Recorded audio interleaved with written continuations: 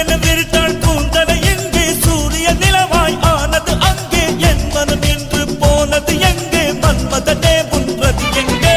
கன்னத்தை தொட்டால் சந்தனம் ஒட்டும் வெட்கத்தை தொட்டால் குங்குமம் கொட்டும் புன்னகை பட்டால் மல்லிகை கொட்டும் பார்த்தால் பருவம் மூச்சு முட்டும் காலில் ஓசைகள் செம்பனை தேடும் அம்மம்மா பிக்காசோவின் ஓவியம் ஒன்று பெத்தோவானின் சிம்பனி ஒன்று பெண்ணாய் மாறியதோ அந்த புறத்து மகராணி அந்த புறத்து மகராணி